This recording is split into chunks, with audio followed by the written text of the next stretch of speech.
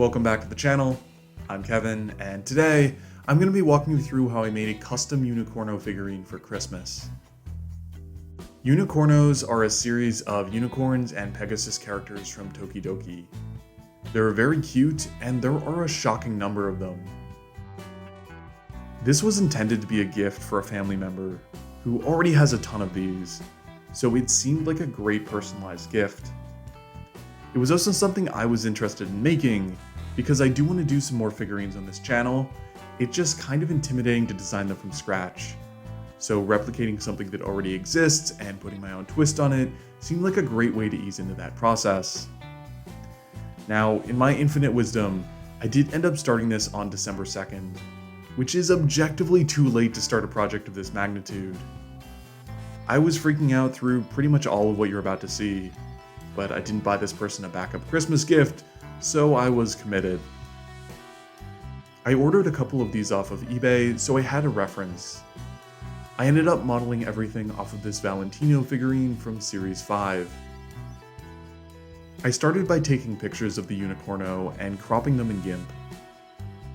I went into Blender and tried modeling off of this, but quickly realized the pictures weren't going to cut it.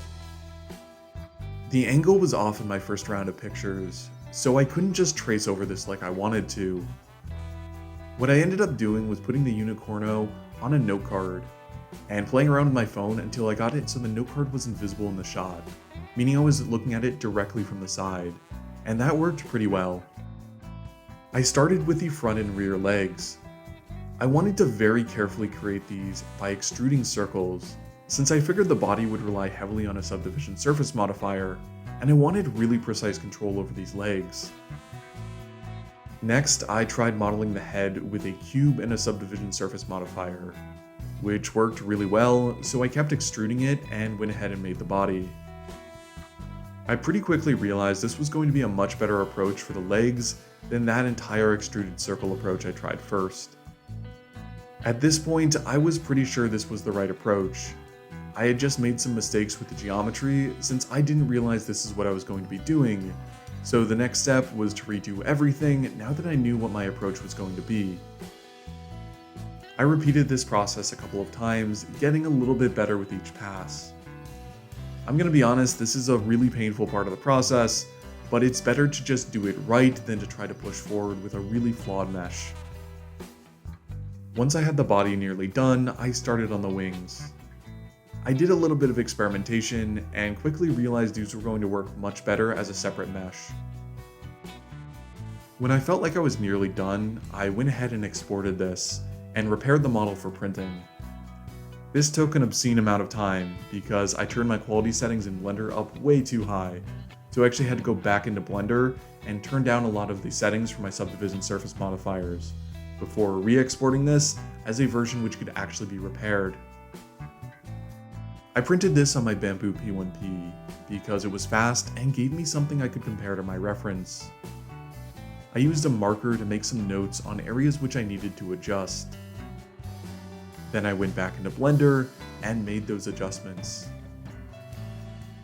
Now I felt ready to actually print this with my resin printer, which was going to take a bit longer and be more expensive, but should have a very high quality output.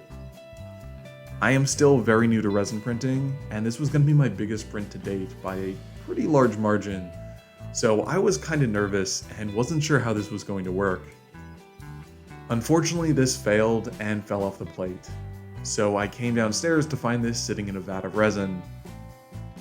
This was actually my first failed print with my resin printer, so I had to watch a bunch of tutorials, go out and buy a funnel so I could pour the resin from the vat back into the bottle, and just go through everything else, which is almost a rite of passage when you get a new printer.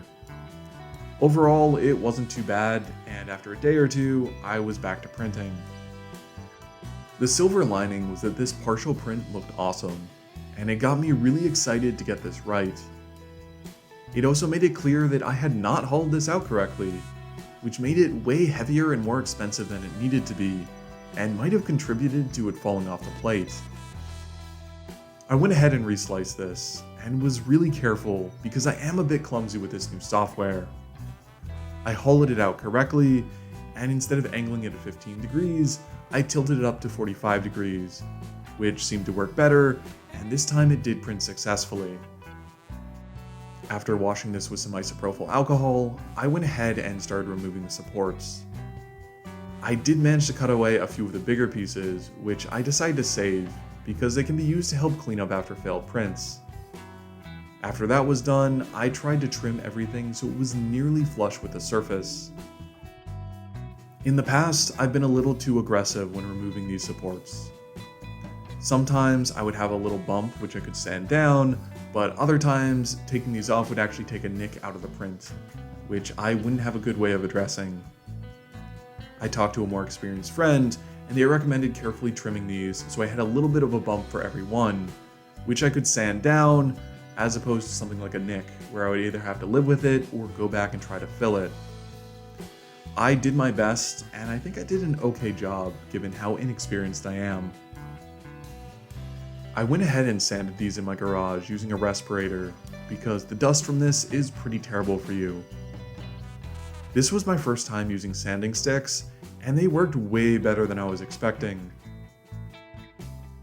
I'll put a link to the product I used in the video description down below.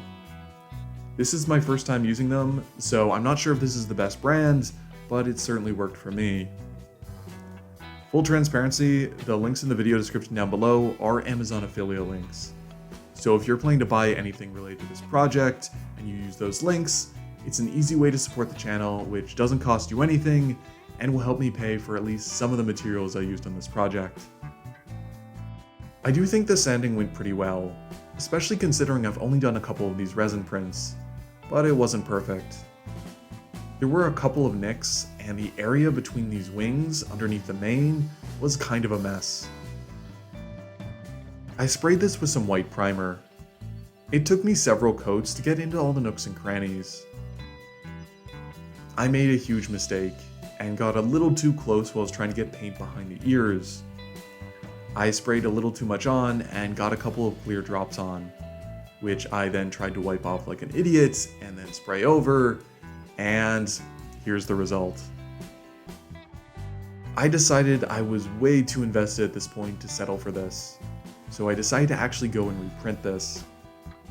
This would normally be really risky given the time remaining, but I had this as my backup and figured I could do it. I made some modifications to the wings and the mane after my last printing, but nothing too major. As I was setting this up to print, I tried brainstorming a solution for the cluster of supports stuck behind its wings. I didn't really have a good way to address this, and it was too tight of an area to meaningfully sand. I think the right solution would be to divide it up so the head was printed as a separate piece, and then maybe put like a bow around its neck to hide the join. I decided I didn't have the time or experience to get this right, but I'm certain there's a better way. After reprinting this, I took all of my lessons learned and tried removing the supports again. I was extra careful, but I think I actually did a worse job in some areas.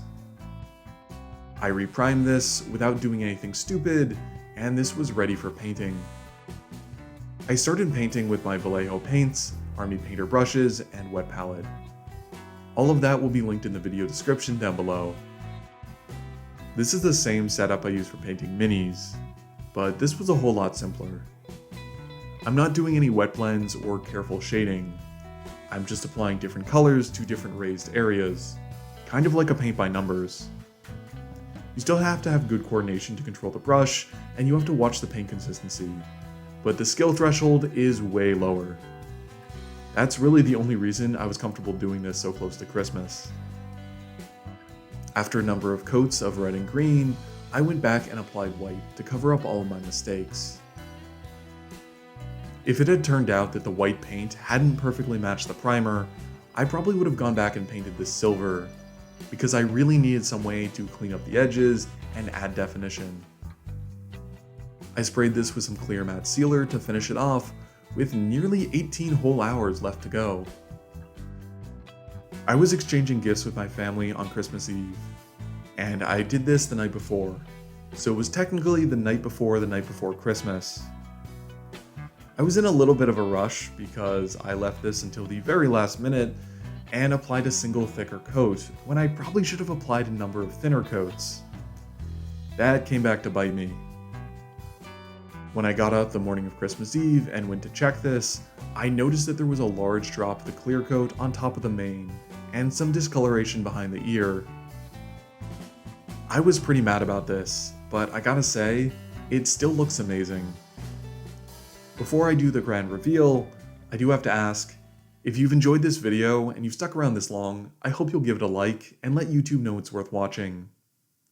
You can also go ahead and subscribe to the channel and hit the notification bell, so you'll be notified when my new videos go live. With that obligatory plug out of the way, here's the final result.